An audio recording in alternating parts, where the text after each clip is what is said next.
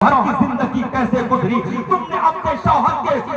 کے شب و روز کو دیکھا ہے، وہ کس قدر پرہیزگار تھے یا کس قدر گنہگار تھے۔ عورت بھی کہتی ہے حضور میرا شوہر بہت بڑا گنہگار تھا، وہ شراب میں بدمست ہو کر کے اپنی زندگی جاتی، اپنے شب و روز کو گزارا کرتا، وہ شراب میں ہمیشہ بدمست رہتا۔ عابد وقت نے پوچھا یہ تو ان کی وہ عادت ہے جو پوری ہے، اے اللہ کی بندی بتا تو صحیح اس کے اندر کوئی اچھی عادت بھی تھی کیا، اس کے اندر کوئی اچھی اور خوبی بھی تھی کیا؟ عورت نے کہا حضور ہاں اس کے اندر 3 بڑی اچھی عادت تھی۔ عابد وقت نے پوچھا بتاؤ وہ تینوں عادتیں کیا کیا تھی؟ عورت جواب دینے لگتی ہے، عورت نے کہا حضور میرے شوہر کی پہلی عادت تو یہ تھی، یہ جب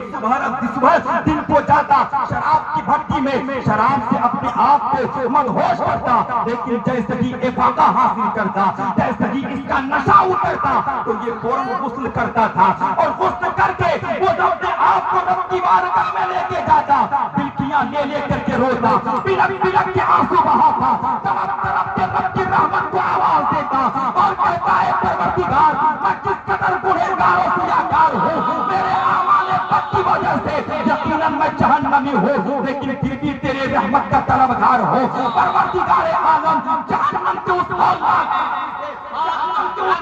وادی سے اگر مجھ کو میں بچاؤں تو کیسے بچوں، یہ تیری رحمت پر امید لگائے ہوئے میں اپنے ہاتھوں کو دراز کر رہا ہوں۔ میرے ملت کے نوجوانوں عابد وقت نے کہا کہ بلک بلک کے رب کو جو یاد کرتا تھا، بلک بلک کے توبہ جو کر رہا تھا، آنسو بہا بہا کر کے اپنے رب کے رحمت کا جو طلبگار بنا ہوا تھا کہ اس کے آنکھ سے نکلنے والے انہی آنسوؤں کی قیمت ہے کہ پروردگار عالم نے اس کے گناہوں کو معاف کیا ہے اور مجھے حکم دیا گیا ہے کہ میں ان کی نماز جنازہ پڑھاؤ۔ میرے ملت کے نوجوانوں پتہ یہ چلا کہ امت مسلمہ کے لیے توبہ ایک بہت بڑی عظیم دولت ہے، اس قدر عظیم دولت ہے میرے ملت کے نوجوانوں کہ آپ توبہ کر کے اپنے تمام ترماسی کے گناہوں سے چھٹکارا حاصل کر سکتے ہو۔ لہذا امت مسلمہ کے پرچم تلے سے یہ پیغام لے کر کے جاؤ کہ اگر آپ بے نمازی ہیں تو اپنے آپ کو نمازی بنا لیں،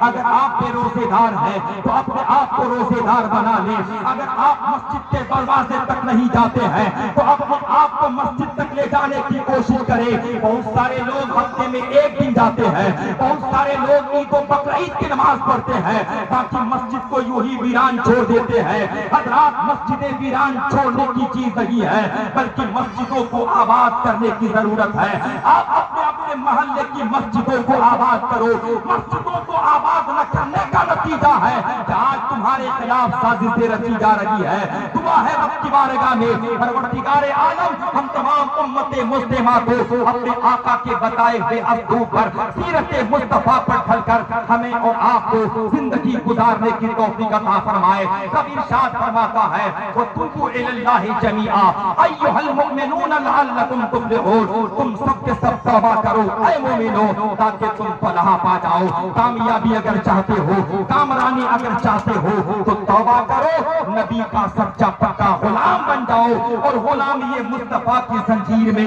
قید ہو کر کے اپنی مستقبل کی زندگی کو گزارو۔ یقیناً جب توبہ کرو گے رب تبارک و تعالی اس قدر رحیم و کریم ہے، امید قوی ہے انشاءاللہ اللہ تبارک و تعالی ہم سب کے گناہوں کو معاف فرمائے۔ ساتھ ہی ساتھ ہوا ہے پروردگار عالم صاحبان جلسہ نے جس عقیدت کے ساتھ یہ جشن عقیدت سجایا ہے، یہ امت اصلاح امت کانفرنس کا انعقاد کیا ہے، پروردگار عالم ان سب کے محنتوں مشقتوں اور محبتوں کو قبول عطا فرمائے۔ استغفر اللہ ربی من کل ذنب واتوب الیہ، وآخر دعوانا ان الحمد للہ رب العالمین۔